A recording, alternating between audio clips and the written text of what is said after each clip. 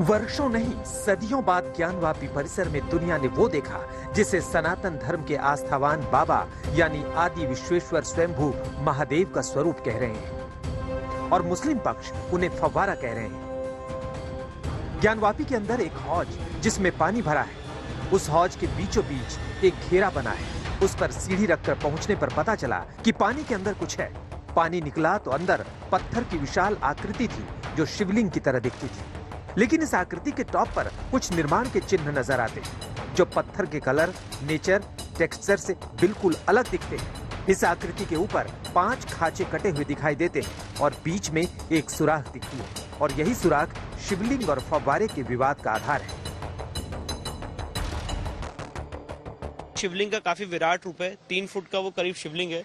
छेद काफी जैसे कि मैंने बताया 63 सेंटीमीटर का किया गया है, इसलिए उसके नीचे कोई छेद नहीं है, कोई वाटर मैनेजमेंट सिस्टम नहीं है, कोई फाउंटेन नहीं है, कहीं से कोई पावर नहीं आ रही है जहां से ये फाउंटेन चलता हो। इसलिए मेरा ये कहना है कि ये जो इन्होंने छेद किया है इसमें ये इंटेंशनली किया है और इसको फव्वारा बताने की कोशिश की है, जो कि एकदम गलत है। हिंदू पक्ष की ओर से ये सनसनीखेज आरोप लगाया जाता रहा है कि ज्ञानवापी में मिली जिस आकृति को वो शिवलिंग होने का दावा कर रहे हैं, उस आकृति के साथ छेड़छाड़ की गई और शिवलिंग के ऊपर जो 5 हिस्से में बटी हुई आकृति दिख रही है, वैसी ही एक चरखी मस्जिद के तहखाने में दिखी थी, जिसे मौके से गायब करने की कोशिश की जा रही थी।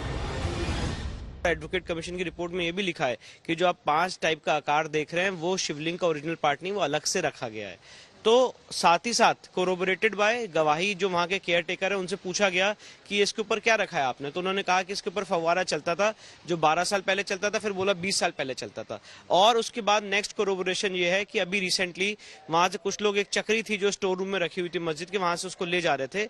जब सीआरपीएफ ने मना कर दिया तो उसको वापस अंदर रख दिया गया, क्योंकि वो रेड जोन है, ना उसमें कोई सामान ले जा सकता है ना ला सकता है। ये कब की बात है कि वो चक्री लेके जा रहे हैं? ये 1 हफ्ते पहले की बात है कि वो चक्री लेके जा रहे थे। इसीलिए मेरा कहना ये है, मेरा क्लेम ये नहीं है कि सीलिंग होने के बाद डैमेज किया गया है।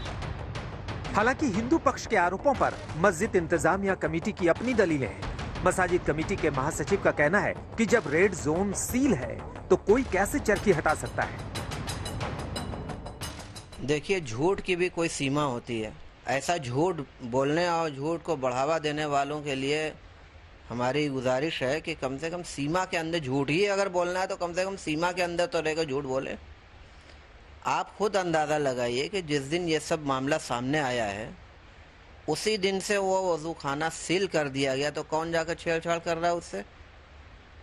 कैसे ये बात आप कह रहे हैं?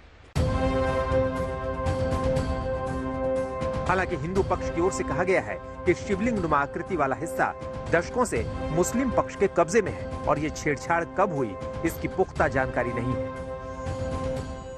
जैसा कि उनके ही केयर टेकर ने कहा है कि 12 साल पहले या 20 साल पहले ये चलता था, तो अगर उसमें जो भी इन्होंने डैमेज किया है या छेद किया तो 20 साल पहले या 12 साल पहले किया होगा जब इनके पोजीशन में प्रॉपर्टी थी।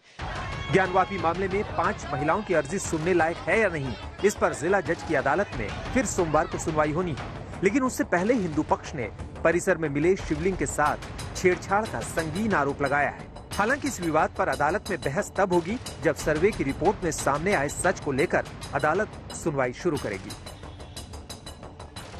रोशन जायसवाल के साथ कुमार अभिषेक, वाराणसी, आज तक।